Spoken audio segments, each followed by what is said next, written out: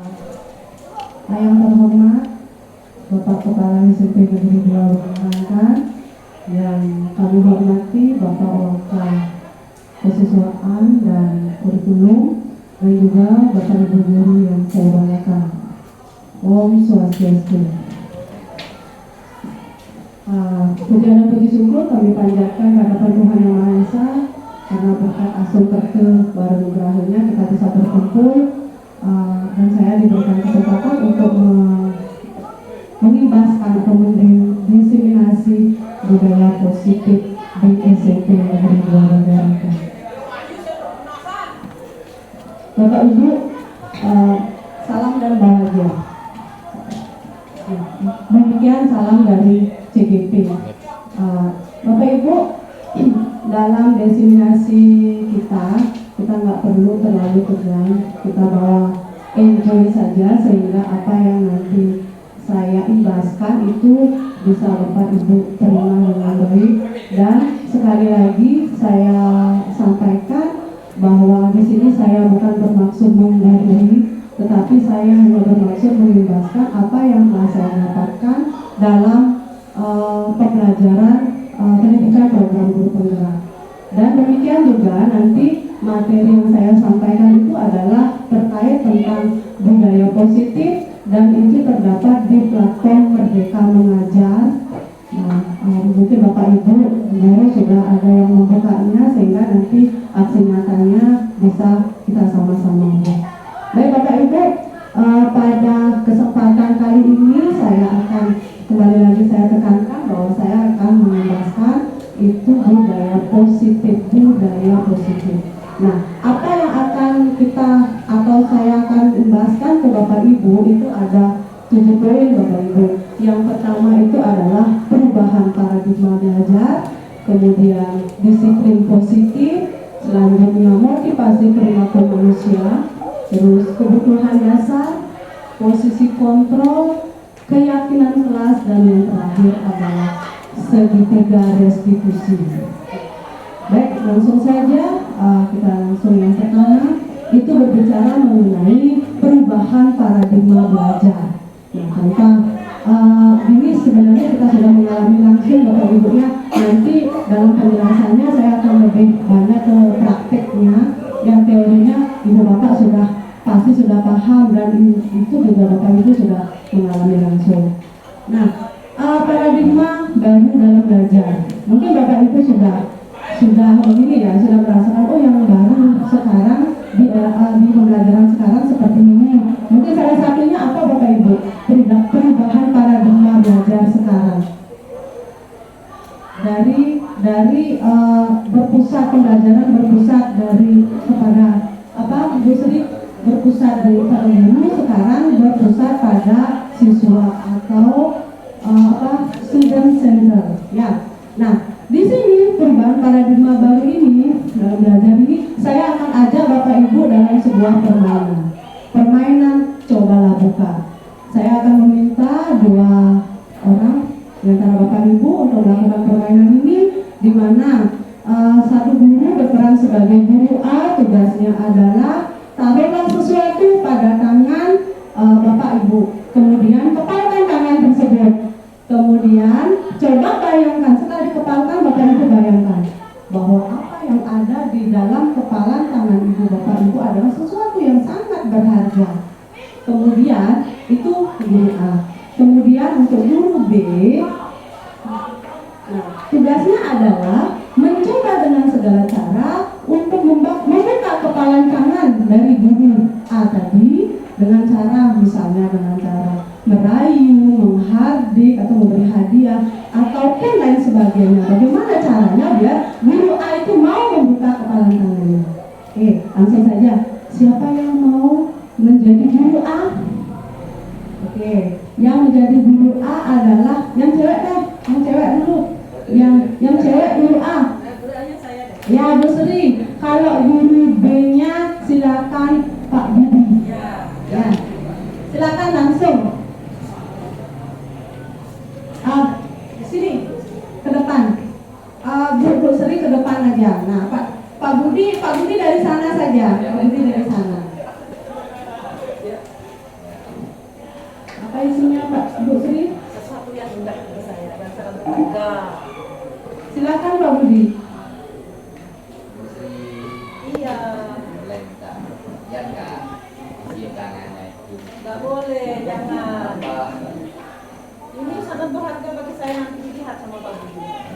Kalau begitu, yang boleh minta Ibu Sri melakukan sesuatu enggak? Boleh.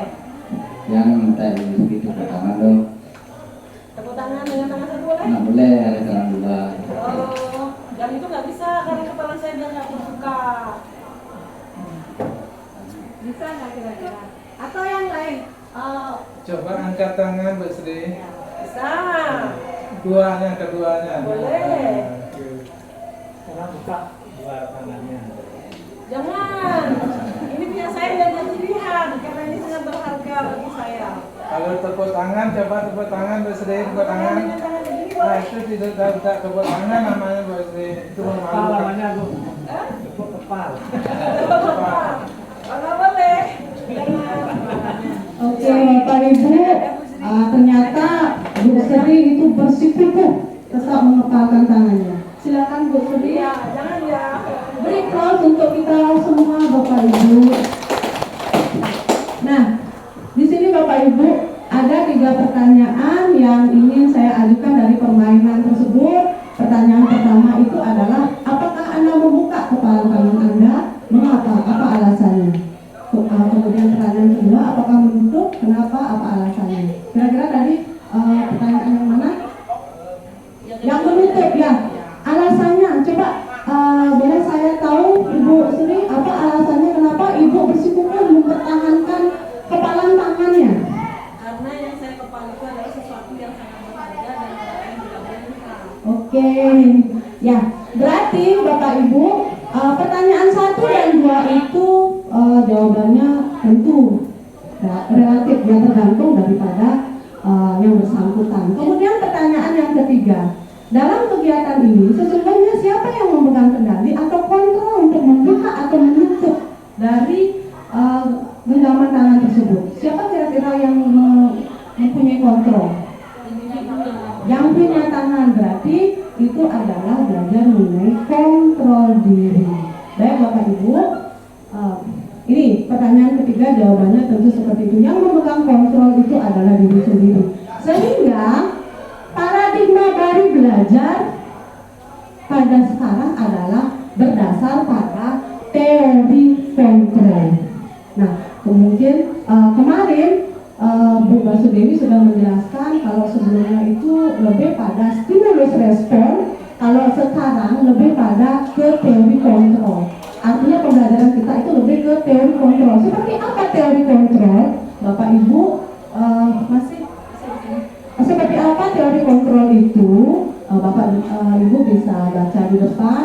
Nah, kemudian seperti apa stimulus respon? Itu kebalikannya daripada teori kontrol. Nah, yang paling mengena sekali di sini ya, hanya Anda yang bisa mengontrol diri Anda. Ya, itu teori kontrol. Kemudian Anda tidak bisa mengontrol orang lain dan seterusnya. Seperti itu. Baik Bapak Ibu, tadi teori kontrol ini tentu saja sangat penting untuk menciptakan yang namanya disiplin positif. Ya, disiplin positif. Nah, berbicara mengenai disiplin positif, ya berbicara mengenai disiplin, apa yang ada dalam pikiran Bapak Ibu kalau berbicara mengenai disiplin? Kira-kira apa Bapak Ibu? Kalau berbicara mengenai disiplin, apa yang ada dalam pikiran Bapak Ibu? Sesuatu yang memaksa. Memaksa, apa lagi? Kira-kira wajib, apa lagi? Kalau berbicara mengenai disiplin, mungkin Pak Dewa sering sekali. Kalau dilanggar ada konsekuensi ya. Apa lagi? Ada hukuman, Pak. Kita melakukan sesuatu berdasarkan aturan. Aturan, berarti melakukan sesuatu berdasarkan aturan. Baik Bapak Ibu, makna disiplin kebanyakan ada yang menghubungkan seperti yang Bapak Ibu tadi bilang, ada tentang tata tertib, teratur, kepatuhan pada peraturan. Tapi di sini yang kita bicarakan Bapak Ibu itu berbicara mengenai disiplin positif. Ada kata positifnya di sana. Berarti dalam disiplin positif itu tidak mesti ada hukuman Bapak Ibu. Tidak mesti ada hukuman. Bila perlu hukuman itu ditiadakan atau sebagai alternatif terakhir. Nah, lanjut. Nah, saya ambil dari pendapatnya Diane Gossen. Ya, dalam bukunya Restructuring School Discipline 2001, Diane Gossen itu menjelaskan bahwa disiplin itu berasal dari bahasa Latin yang artinya disiplina, yang artinya belajar. Kemudian akar katanya disciple, pengikut. Berarti di sini murid atau pengikut dalam belajar itu haruslah menerapkan disiplin. Disiplin yang dimaksud adalah disiplin positif Bapak Ibu, bukan disiplin saja. Ada kata positifnya di sana. Berarti belajar mengenai disiplin positif itu adalah belajar bagaimana siswa tersebut ada motivasi yang memang motivasi itu berasal dari dalam dirinya. Ya. Nah, ini sejalan dengan pendapatnya Ki Hajar Dewantara. Bapak Ibu pasti sudah mengenal ya. Ki Hajar Dewantara ini adalah tokoh pendidikan dan itu lebih banyak digunakan teorinya itu dalam kurikulum Merdeka. Ya, Ki Hajar Dewantara menjelaskan bahwa di mana ada kemerdekaan, disitulah harus ada disiplin yang kuat. Sungguh pun disiplin itu bersifat self-disiplin, kemudian yaitu kita sendiri yang mewajibkan kita dengan sekeras-kerasnya dan seterusnya. Ini artinya diharapkan siswa itu disiplinnya itu karena berasal dari dirinya sendiri. Atau di sini disiplin atau motivasi yang ketiga, yaitu motivasi untuk menjadi orang yang mereka inginkan dan menghargai diri sendiri dengan nilai-nilai yang mereka percaya. Kemudian mungkin Bapak Ibu bertanya, kok ada motivasi yang ketiga? 1 dan 2 apa? Nah, saya akan lanjutkan lebih lanjut, yaitu mengenai 3 motivasi manusia. Baik Bapak Ibu, biar tak terlalu tegang Bapak Ibu, kita lakukan ini dulu. Tepuk apa yang Bapak Ibu tahu? Tepuk cinta mungkin dari Pak Kades ya. Ya biar semangat, jangan terlalu tegang, karena kalau kita terlalu tegang itu ilmu yang apapun yang kita dapatkan itu tidak akan nyangkut nanti ya, karena tegang ya. Silakan tepuk cinta Bapak Ibu ya. Kita mulai. 1, 2, 3. I N T A ini ya, cinta. Kita harus, kata Pak Kadis, kita harus dipenuhi dengan rasa cinta ya. Nah, kalau dengan cinta kita akan mempunyai motivasi dalam diri. Baik Bapak Ibu, kita akan belajar, untuk selanjutnya adalah belajar tentang memahami tentang 3 motivasi manusia. Nah, apa saja motivasi manusia? Nah, mungkin di sini bisa Bapak Ibu gini, saya melakukan tugas, motivasinya apa sih gitu. Ya, menurut Diane Gossen itu ada 3 motivasi. Yang pertama itu motivasi mereka melakukan sesuatu karena takut akan adanya hukuman atau menghindari rasa sakit. Kemudian yang kedua itu dia termotivasi melakukan sesuatu karena ingin mendapatkan penghargaan. Yang ketiga, motivasi perilaku menghargai dirinya. Ya, nah ini motivasi yang ketiga inilah yang harus diterapkan disiplin positif, karena motivasi berasal dari diri sendiri. Kalau yang nomor 1 dan 2 itu tentu berasal dari luar. Nah, di sini mungkin Bapak Ibu bisa terbayang sudah, oh selama ini saya melakukan tugas itu motivasinya apa? Apakah karena hukuman, apa karena penghargaan, apa memang dari diri sendiri? Kita juga lihat motivasi siswa Bapak Ibu ya, mereka kadang-kadang melakukan sesuatu itu motivasinya apa gitu. Nah, ini mungkin Bapak Ibu sudah pahami bersama, tapi perlu juga saya ulas sedikit. Yang pertama itu untuk menghindari ketidaknyamanan atau hukuman. Ya, di sini biasanya dalam disiplin positif Bapak Ibu, menghindari hukuman itu merupakan motivasi yang paling dasar sekali. Kemudian biasanya orang yang memiliki motivasi ini di mindsetnya selalu setting pertanyaan, apa yang akan terjadi kalau saya tidak melakukan ini? Berarti dia sekedar untuk menghindari hukuman. Mungkin Bapak Ibu di prakteknya, ketika Bapak Ibu misalnya tepat waktu hadir mengajar, motivasinya apa sih? Apakah motivasinya takut ditegur dan oleh pimpinan? Berarti itu motivasi karena takut akan hukuman. Kemudian selanjutnya motivasi yang kedua, untuk mendapatkan imbalan atau penghargaan. Nah, biasanya orang seperti ini, itu ini lebih tinggi ya tingkatannya ketimbang motivasi yang pertama. Orang yang seperti ini biasanya tersetting dalam pikirannya itu, apa yang saya akan dapatkan jika melakukan ini? Ya. Nah, biasanya anak-anak kita itu kan kenapa dia mau melakukan apa yang kita suruh gitu, perintahkan? Apakah mungkin kalau kita sering memberi mereka imbalan hadiah gitu. Ya, mungkin nanti efeknya akan bagaimana? Biasanya begini Bapak Ibu, kalau kita cenderung menggunakan keseringan ya, kalau sekali-sekali sih nggak kenapa. Kalau keseringan kita memberikan imbalan atau hadiah, itu efeknya adalah ketika kita tidak memberikan hadiah kepada yang bersangkutan, maka pada saat itu dia akan tidak memiliki motivasi. Misalnya, ayo siapa yang buat PR? Dengan bagus saya berikan coklat, besoknya dia akan minta, ada coklatnya nggak Bu? Nah, kemudian tiba-tiba, ada gitu, senang mereka kan. Terus tiba-tiba kita mau nyuruh lagi mereka melakukan sesuatu, kemudian kita tidak menyiapkan hadiah, dia akan merasa gini, yes, nggak ada hadiah, gitu dia kan tidak termotivasi. Kadang-kadang Bapak Ibu, seperti apa yang saya dapatkan, kadang-kadang penghargaan itu justru malah menjadi hukuman buat siswa. Penghargaan bisa menghukum siswa seperti itu. Dan di sini dalam disiplin positif ini penghargaan itu tidak efektif, kurang efektif diterapkan. Kemudian selanjutnya adalah untuk menjadi orang yang mereka inginkan dan menghargai diri sendiri. Nah, untuk motivasi ini Bapak Ibu biasanya seperti kita misalnya, apa sih sebenarnya? Mungkin ini sebagai evaluasi bagi kita semua ya Bapak Ibu. Kita misalnya tepat waktu datang ke kelas gitu kan. Sebenarnya motivasinya apa? Motivasinya misalnya kita misalnya gini, oh saya malu sama diri saya sendiri kalau sering terlambat datang ke kelas.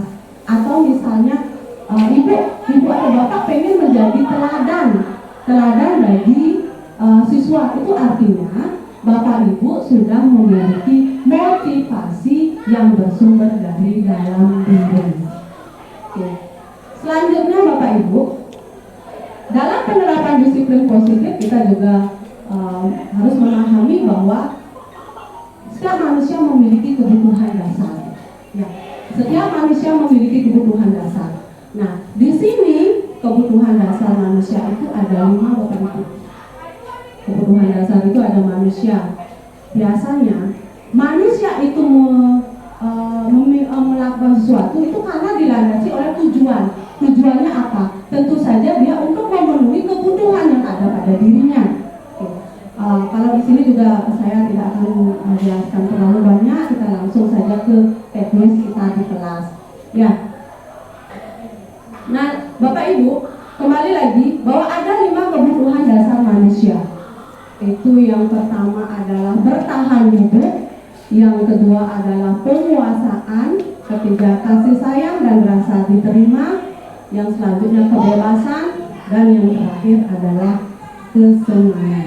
Nah, Bapak Ibu mungkin pernah menangani siswa yang bermasalah. Biasanya lebih banyak mereka tidak terpenuhi kebutuhan dasar yang mana? Kebutuhan dasar manusia yang mana? Pak Dewetri mungkin sering menangani siswa, mereka cenderung tidak terpenuhi kebutuhan yang mana? Bu ini kasih sayang dan rasa diterima. Seperti apa misalnya Bu ini?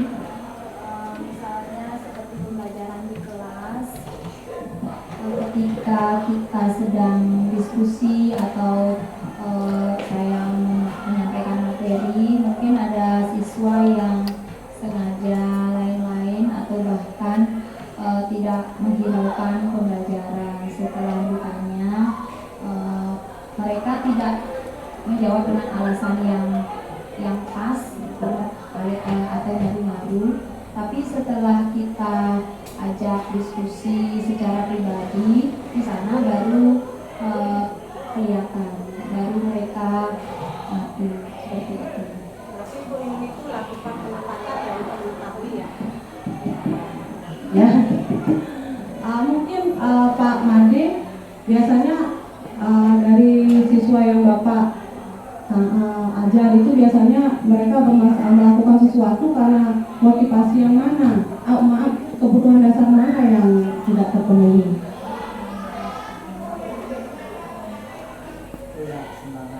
Kesenangan ya. Seperti apa? Sesuatu mungkin senang.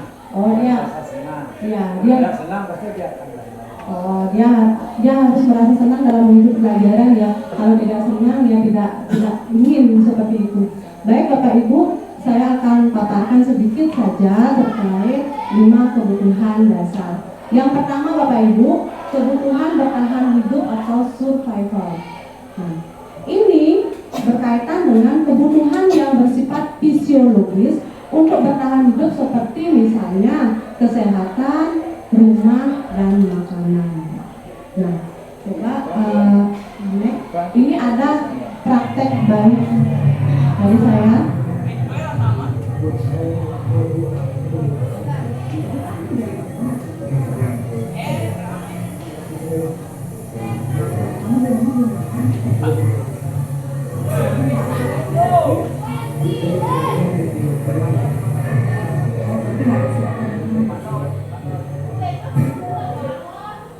Baik Bapak Ibu, karena videonya ini memang real terjadi ya, jadi saya nggak bisa men-setting, tapi saya akan jelaskan Bapak Ibu seperti apa sih.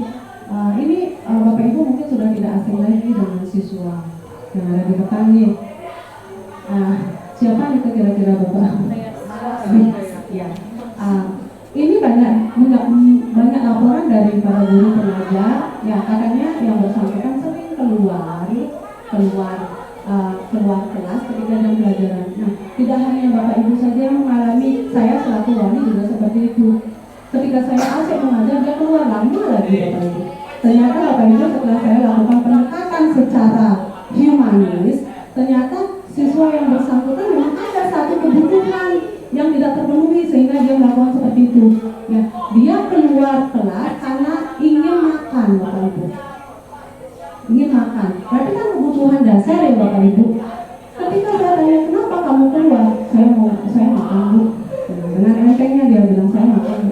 Nah, saya dalam disiplin positif Bapak Ibu, kita tidak boleh langsung menjudge anak itu salah. Kita lakukan pendekatan dengan kita tahu, kita carikan solusi. Nah, ini mungkin menjadi PR kita semua ya Bapak Ibu.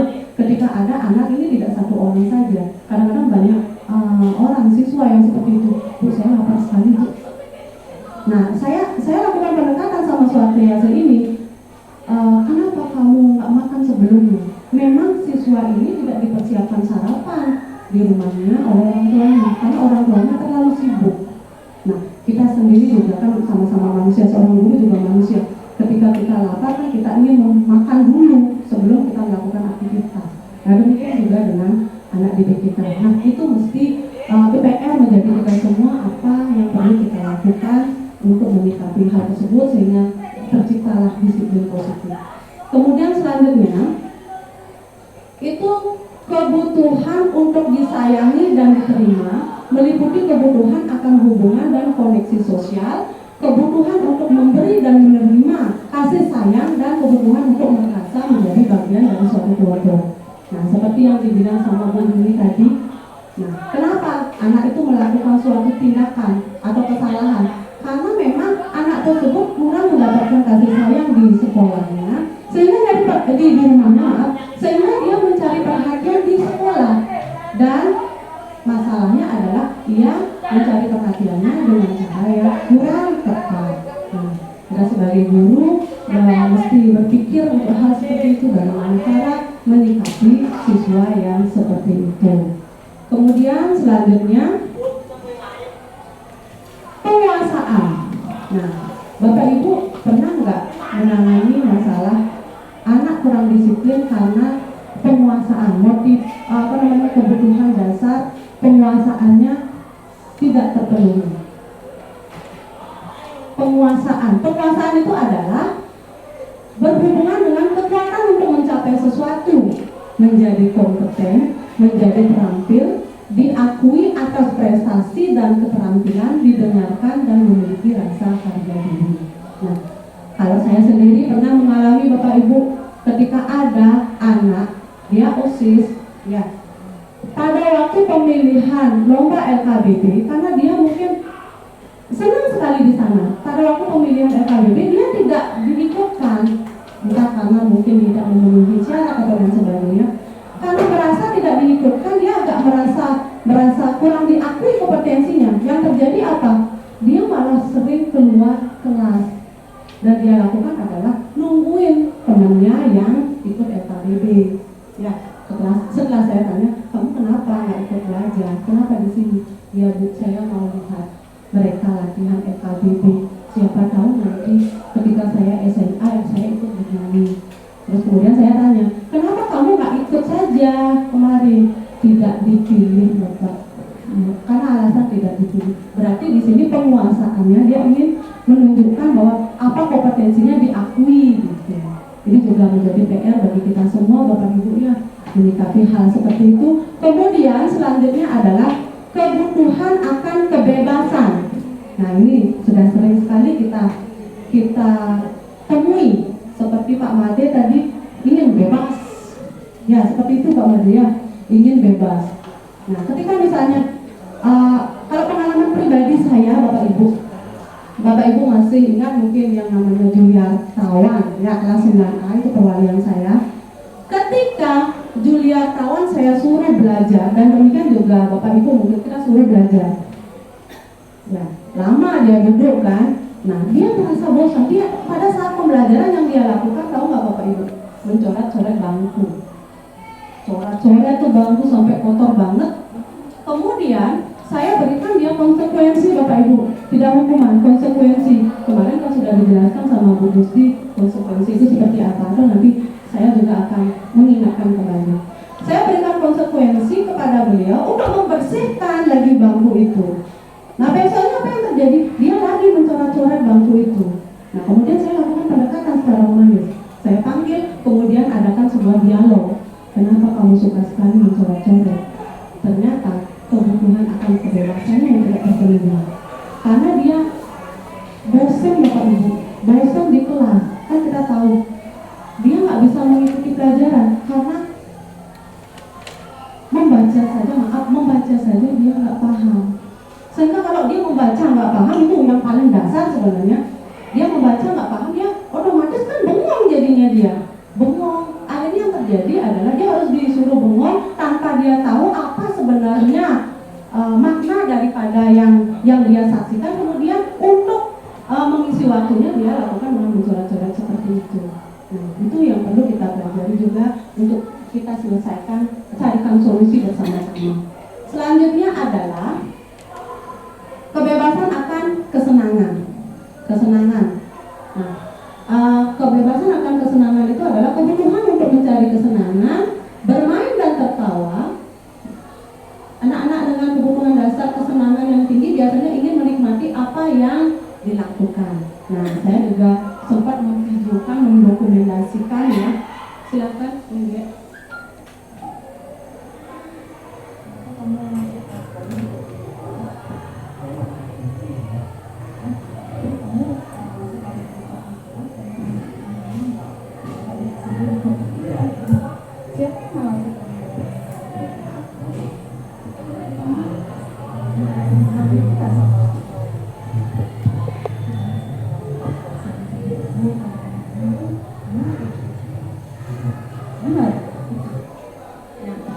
Kembali lagi Bapak Ibu, saya memakai masker karena siswanya memang sedang flu berat, ya.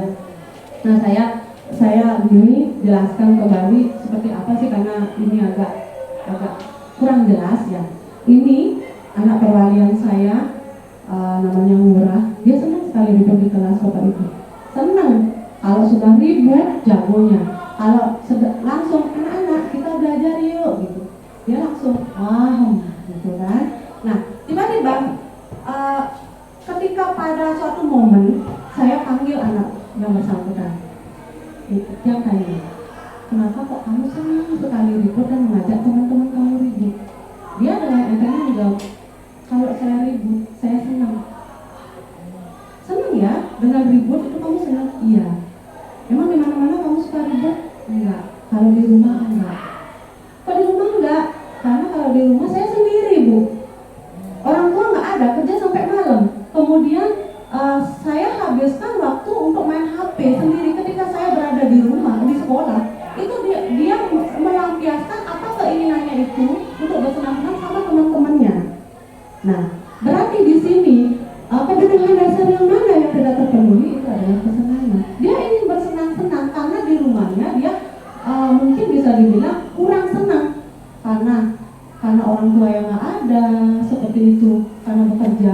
Kita juga tidak menyalahkan orang tuanya yang bekerja karena memang rata-rata siswa kita kan orang tuanya itu taraf ekonominya menengah ke bawah.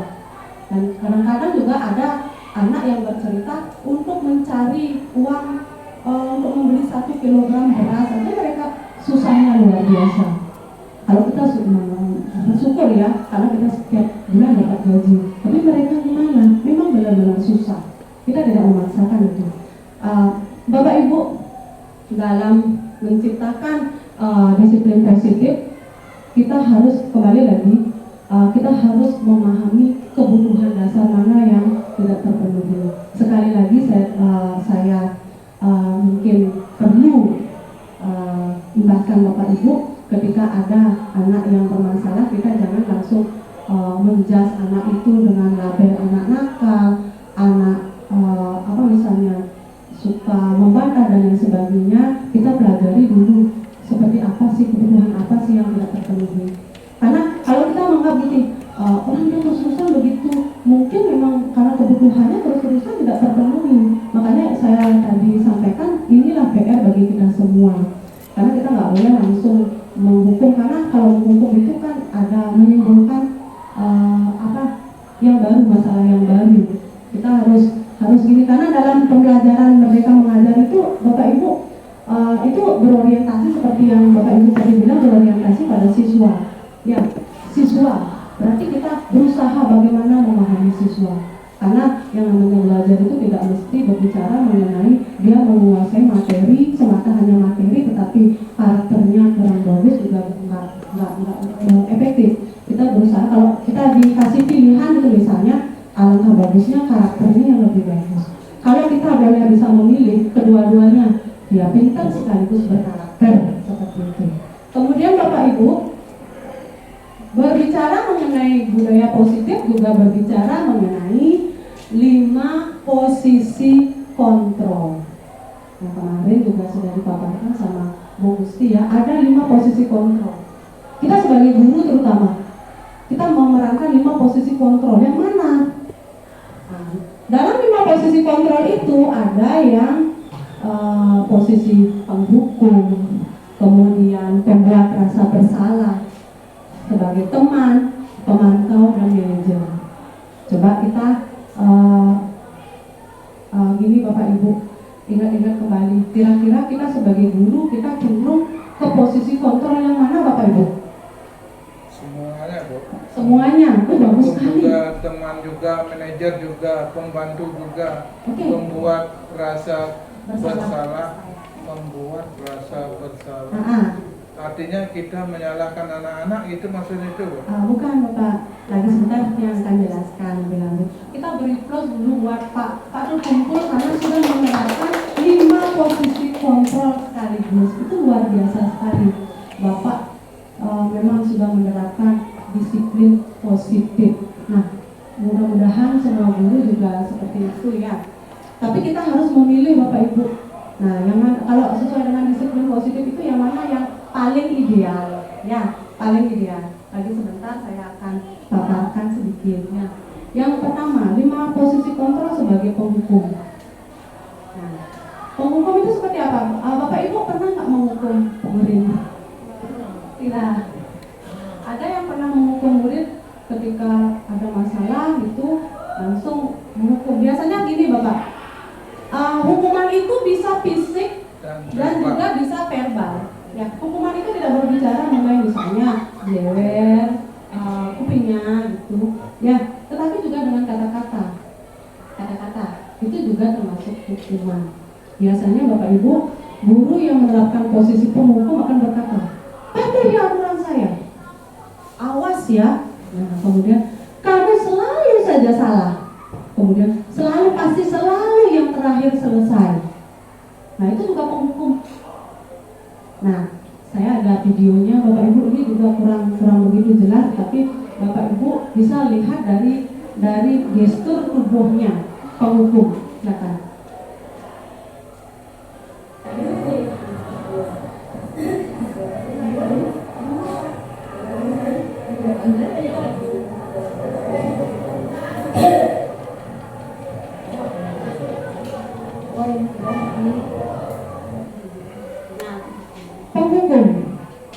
Penghukum itu dari gestur tubuhnya Bapak Ibu, dari ekspresinya bisa kita lihat. Bapak Ibu, dalam penerapan disiplin positif kita diharapkan untuk bila perlu Bapak Ibu ya, bila perlu mentiadakan hukuman. Kemarin sudah disinggung sama Bu Gusti bahwa menghukum itu merupakan identitas gagal. Identitas gagal. Karena kenapa? Menghukum itu dapat menyakiti siswa, perasaan siswa. Kemudian itu akan berdampak jangka panjang. Nah, mungkin Bapak Ibu pernah mengalami apa yang alami Bapak Ibu ya. Awal-awal saya jadi guru di Singaraja, itu saya menghukum. Saya menghukum anak itu dengan bahasa yang mungkin agak menyakitkan. Kemudian yang terjadi, anak itu justru memendam emosi. Dia yang terjadi kalau menghukum itu dia bukan berpikir Bapak Ibu, berpikirnya itu kehukuman bukan solusinya. Kemudian yang dia lakukan adalah yang ada adalah dia semakin benci, dendam. Kemudian yang terjadi dia menggemboskan ban motor saya. Itu bakalan. Kemudian lagi ketika saya mengajar di kelas 9E. Nah, Bapak Ibu mungkin kenal sama siswa barunya kan. Ya, Bayu, saya sebutkan aja langsung namanya Bayu. Ketika baru sampai di sini Bapak Ibu, dia sudah berbuat kesalahan dengan melecehkan temannya. Nah, karena saking kesannya, karena saya juga manusia, pernah juga marah, saya marah, tapi bukan secara fisik. Kamu yang bilang seperti ini, kamu ini murid baru saja sudah berbuat onar, untung kamu diterima di sini. Kalau misalnya nggak diterima di sini, kamu nggak sekolah dan yang terjadi Bapak Ibu, mungkin dengan kata-kata saya itu yang terjadi dia menunduk, sama seperti itu dia menunduk. Yang dia pikirkan apa? Dia bukan berpikir bagaimana menyelesaikan permasalahannya. Bisa jadi dia akan menaruh dendam sama kita. Nah, seperti Bayu yang sudah saya alami itu, yang dia lakukan adalah mencoret-coret bukunya Bapak Ibu. Dia nyoret-nyoret bukunya. Kemudian saya langsung terkejut. Apa maksudnya ini? Kemudian saya jalan kan, dia duduknya di belakang. Ketika saya jalan, tiba-tiba menoleh, tatapannya itu Bapak Ibu mematikan. Betul Bapak Ibu. Seperti ini dia. Iya. Nah, itu artinya apa? Sebagai posisi kontrol penghukum itu akan menimbulkan masalah baru. Dia hanya terpaku pada hukuman, tidak mencarikan solusi atas masalah yang dia lakukan. Kemudian selanjutnya Bapak Ibu, pembuat rasa bersalah. Nah, di sini yang dimaksud dengan posisi ini adalah guru biasanya akan bersuara lebih lembut. Pembuat rasa bersalah akan menggunakan keheningan yang membuat orang lain merasa tidak nyaman, merasa bersalah atau rendah diri. Kata-kata yang keluar dengan lembut akan seperti ini Bapak Ibu. Ibu sangat kecewa sekali dengan kamu. Nah, akhirnya dengan kata-kata seperti itu anak itu akan merasa bersalah. Ya, kemudian berapa kali Bapak harus memberitahu kamu ya? Gimana coba kalau orang tua kamu tahu kamu berbuat begini? Yang terjadi anak itu justru bukan juga berpikir bagaimana solusinya dia menyelesaikan masalah, tapi membuat dia rendah diri, Bapak Ibu. Itu sesuatu yang sangat membahayakan, rendah diri, rendah hati, ya rendah hati, rendah diri daya tepat. Biasanya kalau penghukum itu biasanya dia akan diliputi oleh rasa bersalah.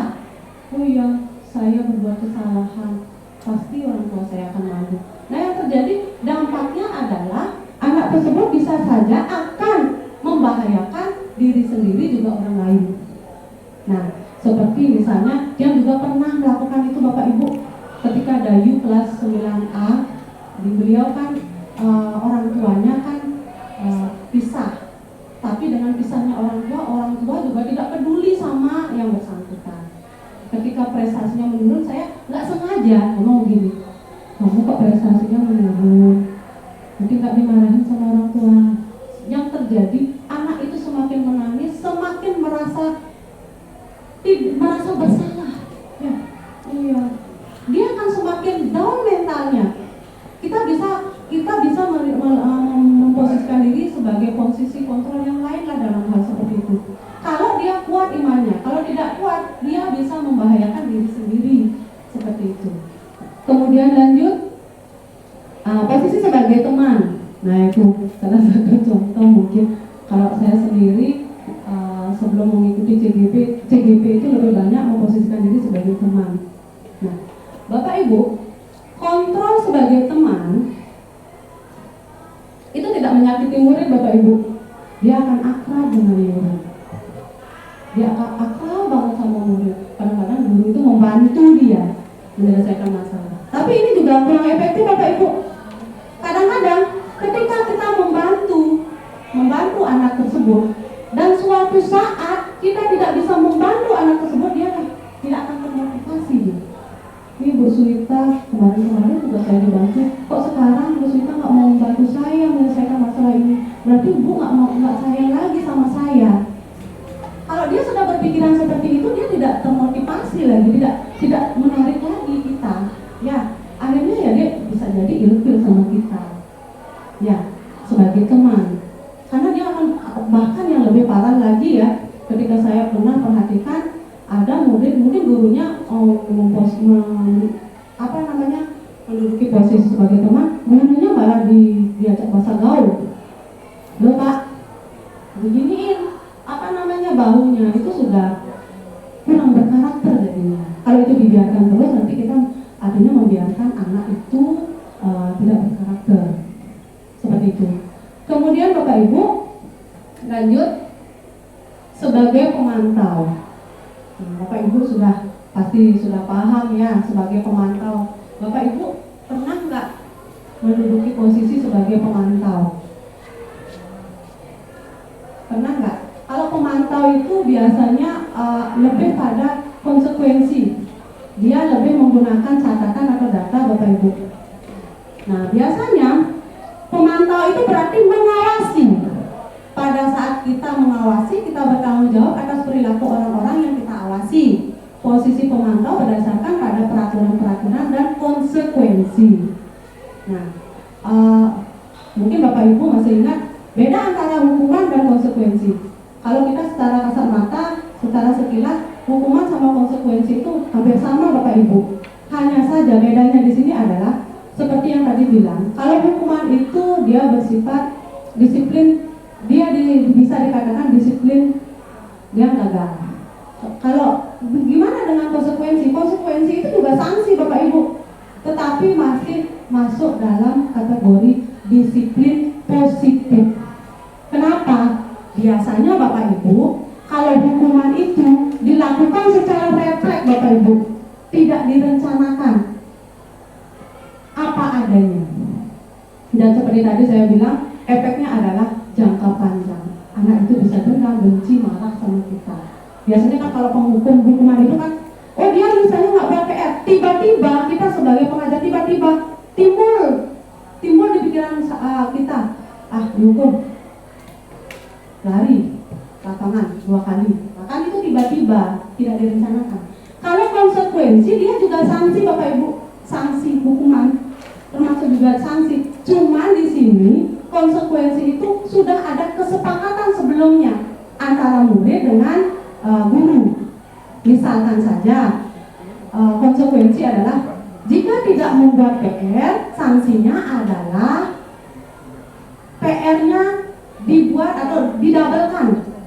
Anak harus membuat 2 kali PR tersebut atau ditambahkan soal yang lain.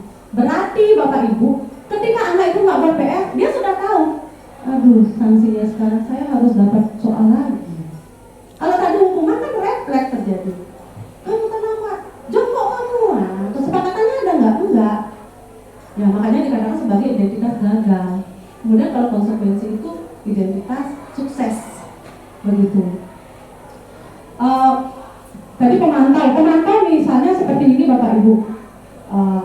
Ketika misalnya anak tersebut misalnya di terakhir pembelajaran itu dia sering lihat kajian bagus karena tugasnya itu mungkin di bidang-bidang ketuhanan itulah. Ketika ada anak yang sembahyangnya main-main, dia diberikan konsekuensi. Ulang ya, sembahyangnya ulang. Nah, ketika teman-temannya sudah pulang, dia mengulang persembahyangan. Itu pemantau, dipantau dia.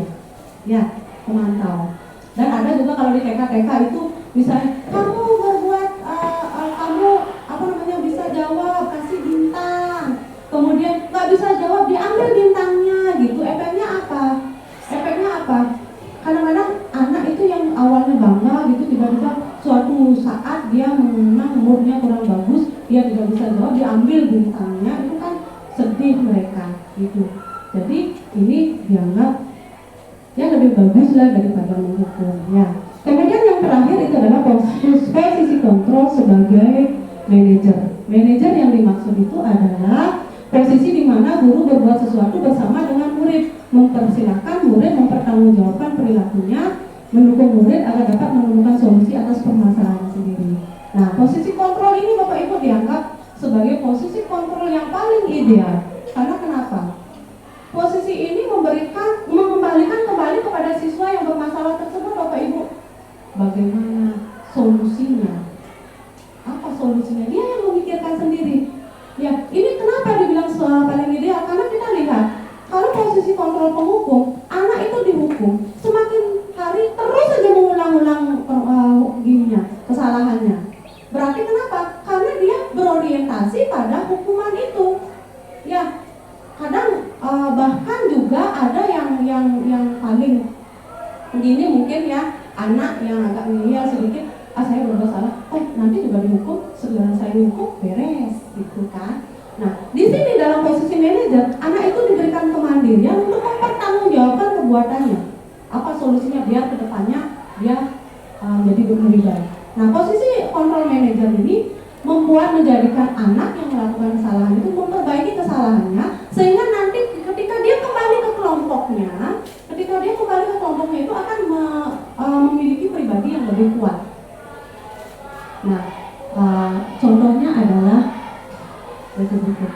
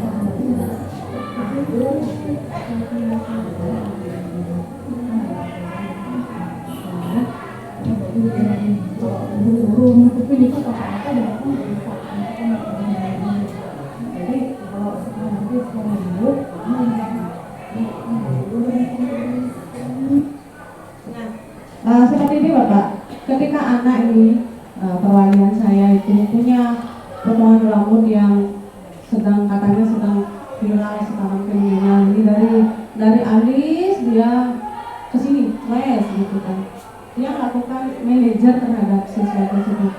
Nah kemudian dari apa yang tampilkan di sana dia berikan kebebasan nih, ini salah nggak?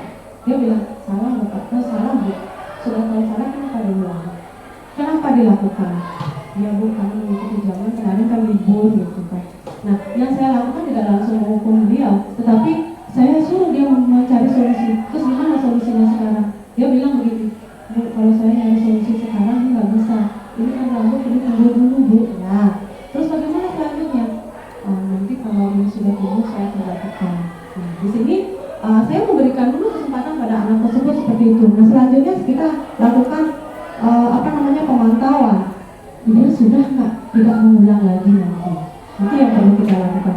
Kita nggak mesti harus, kalau dalam disiplin positif kita nggak mesti harus menghukum. Silakan Bapak. Nah, saya pertanyakan kembali setelah saya jelaskan lebih lanjut tentang posisi kontrol. Bapak Ibu kembali posisi yang mana?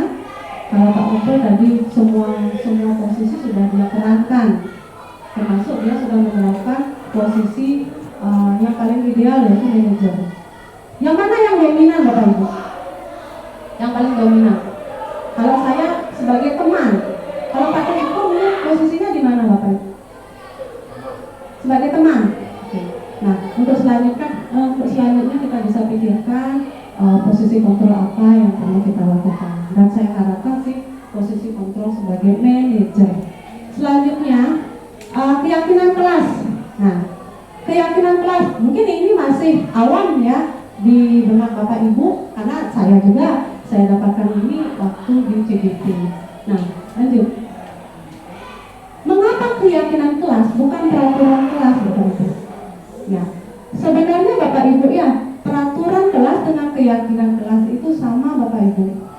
Ya, hanya bedanya di sini adalah peraturan kelas itu biasanya dengan kalimat negatif, kalau keyakinan kelas itu dengan kalimat positif. Nah, seperti contoh misalnya, kita membuat peraturan kelas, membuang yang hitam Bapak Ibu ya, membuang sampah pada tempatnya, merapikan kelas setelah selesai pembelajaran, melepaskan sepatu saat masuk kelas. Nah, itu peraturan kelas. Nah, itu kita sebenarnya itu maknanya kan sama tentang kebersihan dan kenyamanan. Sehingga kebersihan dan kenyamanan itulah yang dimaksud dengan keyakinan kelas. Keyakinan kelas. Atau begini, kalau Bapak Ibu masih bingung misalnya, positif, negatif, yang mana sih? Kalau kesepakatan misalnya gini, sepakatan atau peraturan begini, anak-anak harus membuang sampah pada tempatnya. Nah, konotasinya itu ada pemaksaan, menyeramkan. Tetapi dalam keyakinan kelas itu dibuat dengan bahasa yang positif. Kami adalah kelas yang bersih, seperti itu. Ya Bapak Ibu nih, kalau peraturannya itu bisa banyak peraturan tentang kebersihan. Kita buat aja satu keyakinan, kami kelas yang menjaga kebersihan. Atau yang sudah praktek di kelas 9A, mereka paling banyak di sana kasus pembulian. Yang buat keyakinannya adalah kami kelas yang bebas bully. Tapi bully apapun di sana nggak ada gitu. Saya ambil dari pendapatnya Diane Bronson bahwa suatu keyakinan ini akan lebih memotivasi seseorang dari dalam Bapak Ibu, bersifat intrinsik. Silakan. Nah, silakan Bapak Ibu perhatikan perbedaannya. Kalau biasanya peraturan itu akan banyak sekali dan akan ada hukum dan konsekuensinya yang banyak pula. Kalau keyakinan itu diusahakan sedikit. Ya, silakan. Nah, bagaimana menyusun keyakinan kelas? Nah, ini menyusun keyakinan kelas itu Bapak Ibu harus melibatkan seluruh siswa. Jangan kita, anak-anak kita buat keyakinan kelas itu harus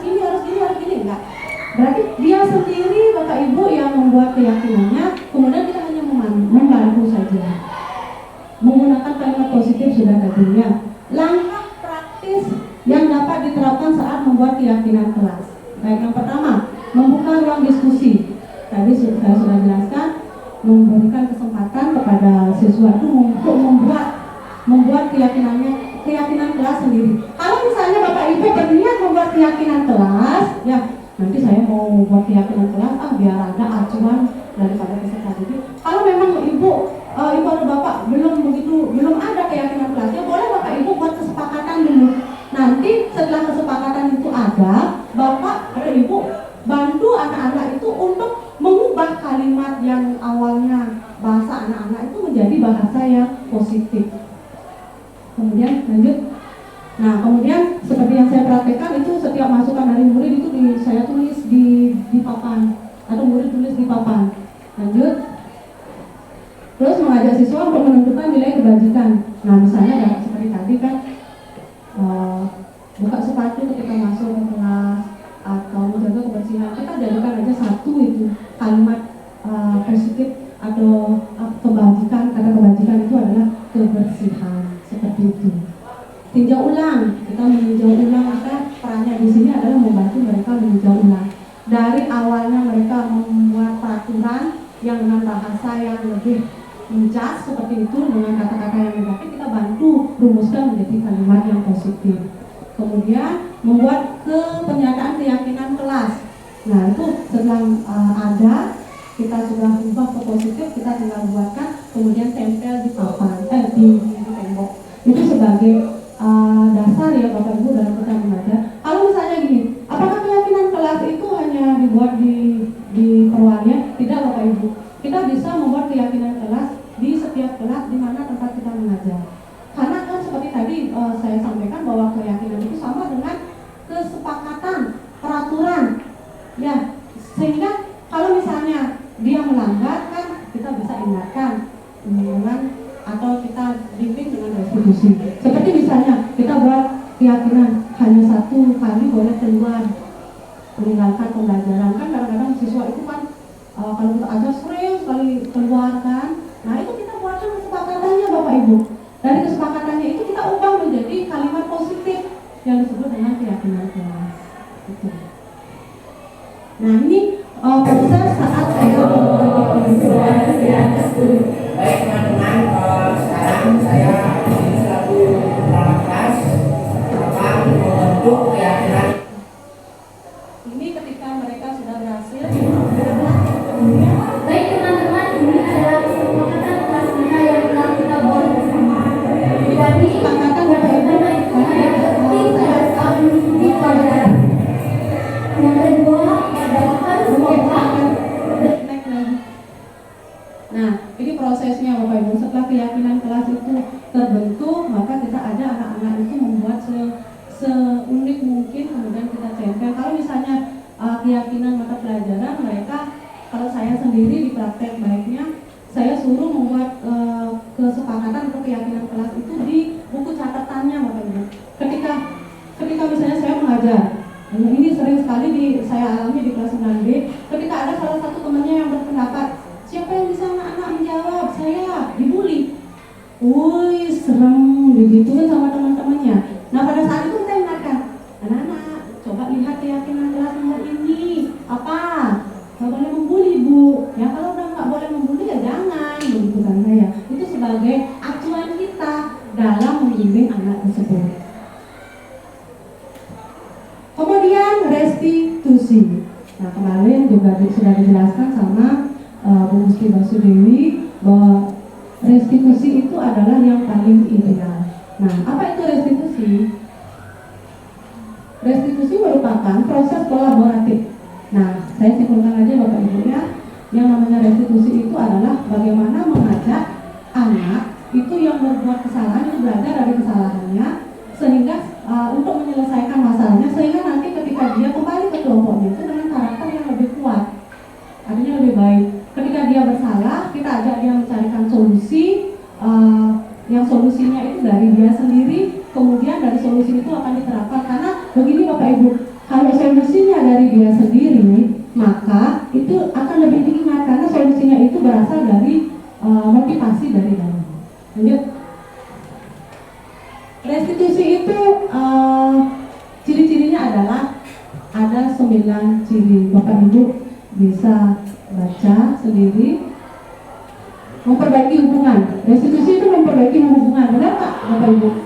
Dengan kita memberikan kebebasan atau tanggung jawab kepada siswa untuk memecahkan masalahnya sendiri, mencari solusinya sendiri, itu akan memperbaiki hubungan Bapak Ibu. Ketimbang kita menghukum. Yang menghukum itu kan tadi saya sudah jelaskan bahwa dengan kita menghukum, dia malah akan menjadi benci sama kita, dendam. Ya kalau dia sudah benci sama kita, itu artinya hubungannya sudah kurang baik.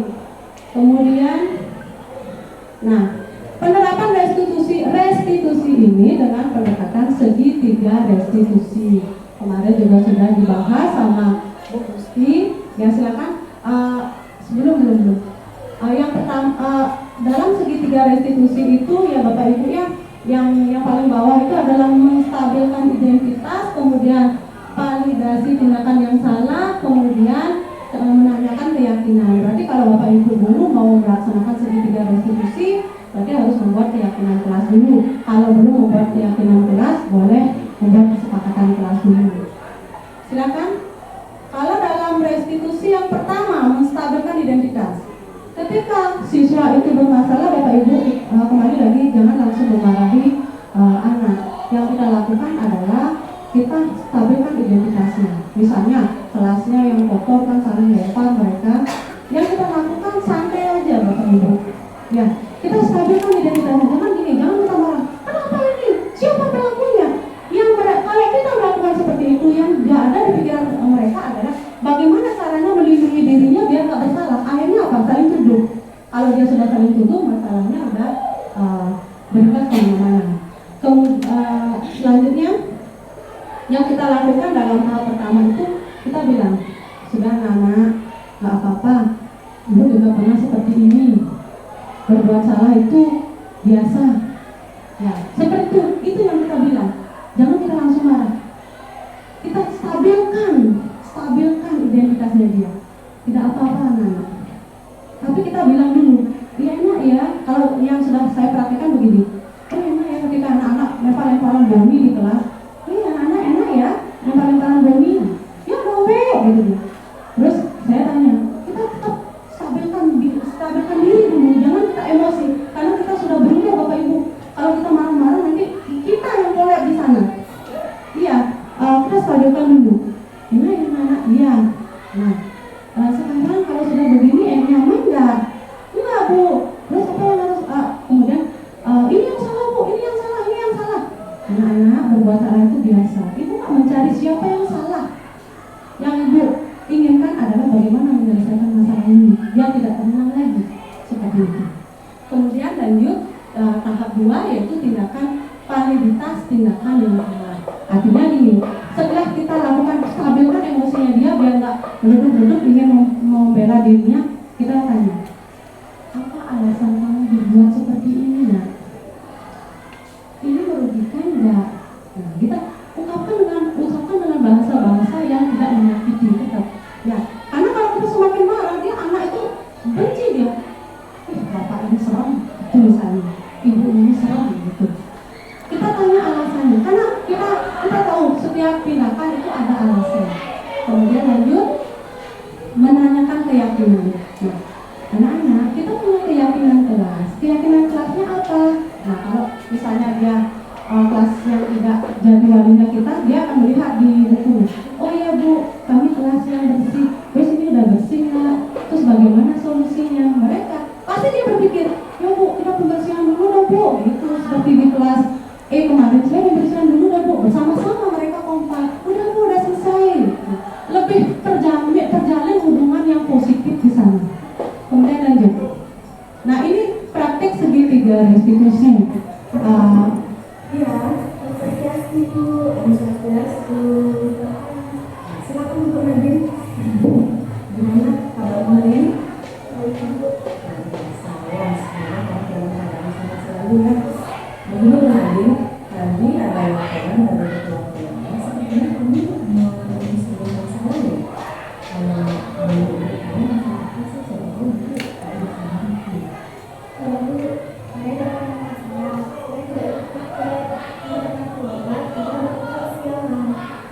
aku sudah minta maaf pada teman-teman. Tapi tidak tahu apa Bu. Dan ini akan melakukan saya kepada wali kelas Bu. Oh berarti kamu tadi datang ke rumah saya tidak bisa berpikir gitu ya? Oke, nanti ada informasi yang ingin kamu tambahkan nggak terkait masalah ini? Sebenarnya saya tidak bermaksud untuk datang terlambat ke sekolah Bu. Saya ingin menyelesaikan tugas saya, Tapi kenapa? mereka tidak ada yang menggunakan ucapan saya Bu. Oh begitu. Nah nanti sadar nggak kalau dilakukan nggak masalah? Lalu saya tahu bahwa saya Baiklah, begini lagi, nggak apa-apa ya, kalau itu biasa. Tidak ada manusia yang sempurna yang Nah, ini tahap sadarkan identitas ya. Tapi aku yakin kamu bisa menyelesaikan permasalahan ini. Aku yakin itu. Oke, dari apa yang kamu bilang tadi sebetulnya kamu sudah merasakan bersama sekali ya. Dan ibu yakin juga dari masalah yang kamu sebutkan tadi yaitu keterlambatan itu antara sama kamu. Ini tahap validasi tindakan yang salah. Dan nanti kamu perlu tahu nanti kalau yang kamu lakukan tadi itu tetap masalah karena kan kamu melakukan orang lain yaitu teman kamu sehingga pada akhirnya kamu mempunyai masalah seperti sekarang. Sekarang mari kita berbicara mengenai keyakinan kelas. Kamu nggak enak ya dengan keyakinan kelas? Kan tahu kan keyakinan kelas itu apa? Iya, oke. Dari keyakinan kelas itu yang mana yang Baik Bu, di stop aja, di stop. Bapak Ibu, demikianlah ini apa namanya praktek baik segitiga restitusi yang sudah saya serahkan. Dan Bapak Ibu kalau misalnya tertarik lebih banyak lagi ada di link YouTube yang link YouTube pribadi saya. Kebetulan di sana lengkapnya. Kemudian Bapak Ibu kita langsung saja setelah saya menerapkan Halo, perkenalkan nama saya Nikoma Nadik. Nah, setelah saya menerapkan budaya disiplin, ternyata tanggapan anak-anak itu sangat positif Bapak Ibu. Silakan. Karanita. Di sini saya akan mengungkapkan perasaan saya ketika melakukan praktik segitiga restitusi seperti tadi yang saya lakukan, yaitu saya lebih terbuka dengan guru karena saya diberikan kemandirian untuk mencari solusi dari permasalahan yang saya alami. Tidak hanya itu, saya sangat senang tidak adanya hukuman karena hukuman bagi saya adalah hal yang menyakitkan. Dengan cara seperti inilah saya bisa mendapatkan solusi. Sekian, terima kasih. Kalau misalnya Bapak Ibu tanggapan dari siswa, selanjutnya sedikit saja Bapak Ibu. Setelah saya menerapkan disiplin positif itu, ada refleksi. Saya melakukan refleksi ya Bapak Ibu. Ada hambatannya. Ada 3 hambatan Bapak Ibu. Yang pertama, kesulitan membangkitkan motivasi dari dalam diri, itu hambatannya. Saya sulit sekali membangkitkan motivasi dari diri dari siswa tersebut. Karena sebelumnya mereka terbiasa melakukan tindakan semata hanya untuk menghindari ketidaknyamanan atau masalah. Yang kedua, ketika guru menerapkan posisi control manager, siswa justru mengalami kesulitan dalam menemukan solusi. Dia nggak bisa mencari solusinya. Nah kemudian siswa terkadang memilih diam pada saat restitusi, diam dia, dan lebih parahnya lagi dia bilang tidak tahu gitu dia. Kemudian dari refleksi itu saya berupaya akan rancangkan rencana perbaikan, yaitu dari poin pertama memandu murid mengidentifikasi cita-citanya, menemukan cara-cara yang membuat dirinya termotivasi itu untuk membangkitkan motivasi dari dalamnya ya. Kemudian mendorong murid untuk menemukan tokoh-tokoh. Nah, ada nggak tokoh yang kamu suka? Siapa tahu dengan dia mengingat tokoh yang paling dia suka, misalnya artis gitu kan, saya harus mengikuti itu gitu. Tapi kita bilang juga jangan meniru yang negatifnya, positifnya. Kemudian jika misalnya anak tidak bisa menemukan solusi, kita bantu dia atau tawarkan dia solusi Bapak Ibu. Bagaimana kalau begini solusinya? Bagaimana kalau begini? Tapi ingat Bapak Ibu, dalam restitusi itu tidak boleh memaksa. Misalnya kita menawarkan ya, bagaimana kalau begini? Harus begini, tidak. Tawaran kita itu akan dipertimbangkan lagi oleh siswa. Karena ingat Bapak Ibu, kita kan memberikan tanggung jawab pada peserta didik untuk menemukan solusinya. Kemudian yang ketiga, pada saat anak diam dan bilang tidak tahu, yang kita lakukan apa? Kita tetap bersikap tenang. Ya, karena kita juga sudah berumur ya. Menerima dulu keadaannya dan memberi ruang siswa untuk berpikir. Berikan dia kesempatan untuk berpikir barang 10 menit ya. Ya. Kemudian setelah dianggap tenang, kita bahas kembali ketika kondisinya telah tenang dengan pertanyaan yang tidak menyudutkan. Tetap kita berbicara lembut, karena kalau kita berbicara keras kasar itu akan menimbulkan masalah yang baru. Nah, demikian Bapak Ibu mengenai penerapan disiplin positif. Jika Bapak Ibu ada pertanyaan, maka akan dilanjutkan pada sesi selanjutnya. Harapan saya Bapak Ibu menerapkan disiplin positif dalam pembelajaran kita, sehingga sekolah kita akan nantinya lebih baik lagi ke depannya. Baik, terima kasih. Untuk akhir kata saya langsungkan pada Mas Santi. Oh, Santi.